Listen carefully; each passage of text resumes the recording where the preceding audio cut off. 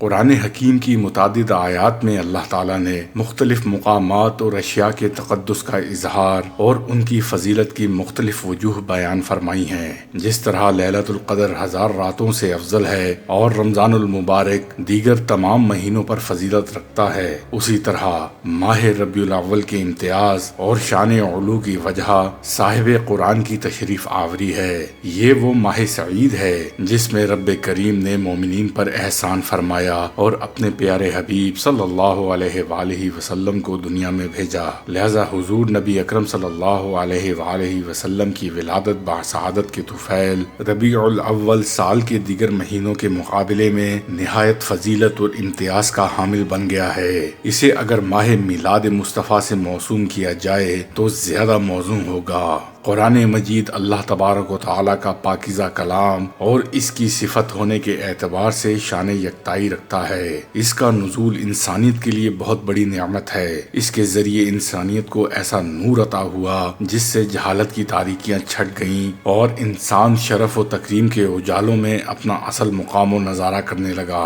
قرآن ہمیں برگزیدہ اور مکرم ہستی کے ذریعے عطا ہوا۔ اللہ کی اس کتاب نور کو ایک نور لے کر آیا۔ ارشاد فرمایا، قد جاءکم من اللہ نور و کتاب مبین، یعنی بے شک تمہارے پاس اللہ کی طرف سے ایک نور یعنی پیغمبر اکرم صلی اللہ علیہ وآلہ وسلم آ گیا ہے اور ایک روشن کتاب یعنی قرآن مجید۔ جب قرآنی علم کے ذریعے انسان کو اللہ تعالیٰ نے لامتناہی عظمتیں عطا کی ہیں تو اس ہستی کی عظمتوں کا عالم کیا ہوگا جس پر اس کتاب زندہ کا نزول ہوا اور جس کی تجلیات و تعلیمات سے عالم انسانیت کو یہ عظیم ذخیرہ علم و حکمت اور مصدر ہدایت عطا کیا گیا، جس کا قلب اطہر وحی الہی کا محبت بنا اور حسن صورت و سیرت قرآن ناطق قرار پایا۔ آپ صلی اللہ علیہ وآلہ وسلم کے علو مقام کا ادراک کون کر سکتا ہے؟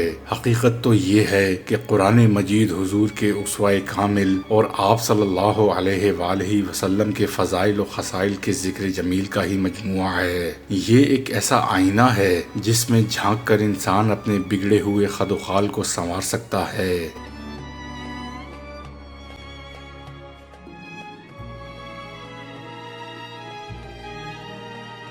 حضور نبی اکرم صلی اللہ علیہ وآلہ وسلم کے اسوہ حسنہ، خلق عظیم اور اوصاف جمیلہ کا ذکر کرنے والی کتاب قرآن مجید کے نزول کے سبب ماہ رمضان المبارک کی صرف ایک رات کو 1000 مہینوں سے بھی افضل قرار دیا گیا۔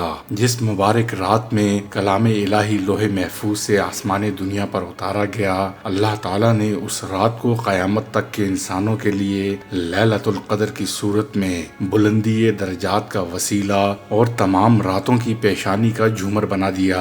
تو جس رات صاحب قرآن یعنی مقصود کائنات صلی اللہ علیہ وآلہ وسلم کا ظہور ہوا اور بزم عالم کے اس تاجدار صلی اللہ علیہ وآلہ وسلم نے زمین و مکان کو ابدی رحمتوں اور لازوال سعادتوں سے منور فرمایا، اللہ تعالیٰ کی بارگاہ میں اس رات کی قدر و منزلت کیا ہوگی، اس کا اندازہ انسانی شعور کے لیے ناممکن ہے۔ لیلۃ القدر کی فضیلت اس لیے ہے کہ وہ نزول قرآن اور نزول ملائکہ کی رات ہے، جبکہ نزول قرآن مصطفیٰ صلی اللہ علیہ وآلہ وسلم کے قلب اطہر پر ہوا۔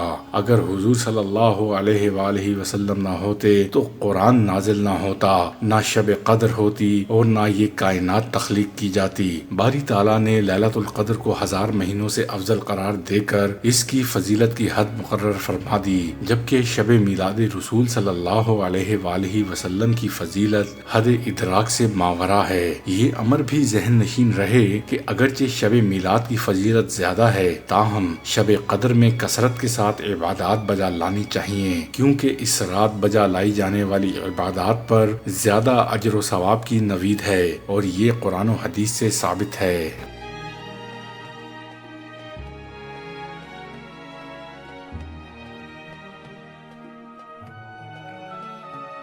ماہ ربیع الاول کا آغاز ہوتے ہی پورا عالم اسلام میلاد مصطفیٰ کی خوشی میں انعقاد تقریبات کا آغاز کر دیتا ہے۔ ہر اسلامی ملک اپنی ثقافت اور رسم و رواج کے مطابق محبت آمیز جذبات کے ساتھ یہ مہینہ مناتا ہے۔ یہ بات ذہن نشین رہے کہ میلاد مصطفیٰ صلی اللہ علیہ وآلہ وسلم آج کے مسلمان ہی نہیں مناتے، بلکہ ماضی بعید اور قریب میں بھی انتہائی گرمجوشی اور اہتمام کے ساتھ یہ دن منایا جاتا رہا۔ علامہ ابن جوزی رحمۃ اللہ علیہ فرماتے ہیں، مکہ مکرمہ، مدینہ طیبہ، مصر، شام، یمن، الغرض، شرق تا غرب، تمام بلاد عرب کے باشندے ہمیشہ سے میلاد النبی صلی اللہ علیہ وآلہ وسلم کی محفلیں منعقد کرتے آئے ہیں۔ وہ ربیع الاول کا چاند دیکھتے تو ان کی خوشی کی انتہا نہ رہتی، چنانچہ ذکر میلاد پڑھنے اور سننے کا خصوصی اہتمام کرتے اور اس کے باعث بے پناہ اجر و کامیابی حاصل کرتے رہے ہیں۔ امام سخاوی رحمۃ اللہ علیہ فرماتے ہیں، محفل میلاد قرون ثلاثہ کے بعد صرف نیک مقاصد کے لیے شروع ہوئی، اور جہاں تک اس کے انعقاد میں نیت کا تعلق ہے تو وہ اخلاص پر مبنی تھی۔ پھر ہمیشہ سے جملہ اہل اسلام تمام ممالک اور بڑے بڑے شہروں میں آپ صلی اللہ علیہ وآلہ وسلم کی ولادت باسعادت کے مہینے میں محافل میلاد منعقد کرتے چلے آ رہے ہیں، اور اس کے معیار اور عزت شرف کو عمدہ زیارتوں اور خوبصورت طعام گاہوں کے ذریعے برقرار رکھا۔ اب بھی ماہ میلاد کی راتوں میں طرح طرح کے صدقات و خیرات دیتے ہیں اور خوشیوں کا اظہار کرتے ہیں اور زیادہ سے زیادہ نیکیاں کرتے ہیں، بلکہ جو ہی ماہ میلاد صلی اللہ علیہ وآلہ وسلم قریب آتا ہے خصوصی اہتمام شروع کر دیتے ہیں، اور نتیجتاً اس ماہ مقدس کی برکات اللہ تعالیٰ کے بہت بڑے فضل کی صورت میں ان پر ظاہر ہوتی ہیں۔ امام سخاوی رحمۃ اللہ علیہ فرماتے ہیں، اور اہل مکہ خیر و برکت کی کان ہیں، وہ سورۃ اللیل میں واقع اس مشہور مقام کی طرف متوجہ ہوتے ہیں جو نبی اکرم صلی اللہ علیہ وآلہ وسلم کی جائے ولادت ہے، تاکہ ان میں سے ہر کوئی اپنے مقصد کو پا لے۔ یہ لوگ عید میلاد کے دن اس اہتمام میں مزید اضافہ کرتے ہیں، یہاں تک کہ بہت کم ایسا ہوتا ہے کہ کوئی نیک یا بد، سعید یا شقی اس اہتمام سے پیچھے رہ جائے۔ خصوصاً امیر حجاز بلا تردد بخوشی شرکت کرتے ہیں، اور مکہ کے قاضی اور عالم البرہانی الشافعی نے بے شمار زائرین، خدام اور حاضرین کو کھانا اور مٹھائیاں کھلانے کو پسندیدہ قرار دیا ہے، اور وہ امیر حجاز اپنے گھر میں عوام کے لیے وسیع و عریض دسترخوان بچھاتا ہے، یہ امید کرتے ہوئے کہ آزمائش اور مصیبت ٹل جائے۔ اور اس کے بیٹے جمالی نے بھی خدام اور مسافروں کے حق میں اپنے والد کی اتباع کی ہے۔ ملا علی قاری رحمۃ اللہ علیہ اس قول پر تبصرہ کرتے ہوئے لکھتے ہیں، میں کہتا ہوں کہ اب ان کھانوں میں سے کوئی چیز باقی نہیں رہی سوائے دھوئیں کے، اور نہ ہی مذکورہ بالا اشیاء میں سے پھلوں کی خوشبو کے سوا کچھ رہا۔ اب تو حال شاعر کے اس شعر کے مطابق ہے، خیمے تو ان کے خیموں کی طرح ہیں، لیکن میں دیکھتا ہوں کہ اس قبیلے کی عورتیں ان عورتوں سے بہت مختلف ہیں۔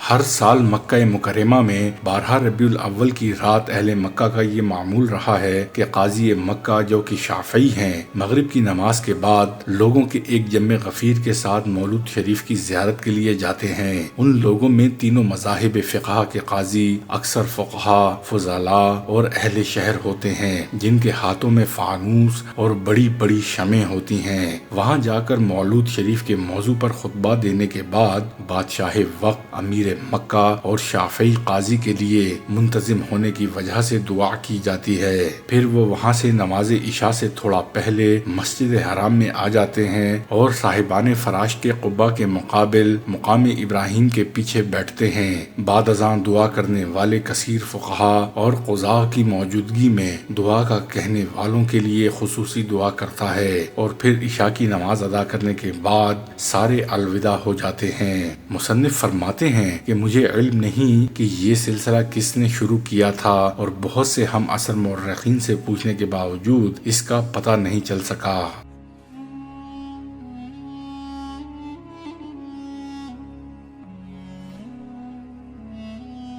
یہی تھی آج کی ہماری ویڈیو۔ اگر ویڈیو پسند آئے تو برائے مہربانی ویڈیو کو لائک، شیئر اور سبسکرائب کیجیے گا، میری اور میری ٹیم کی حوصلہ افزائی کیجیے گا۔ ملتے ہیں اگلی ویڈیو میں۔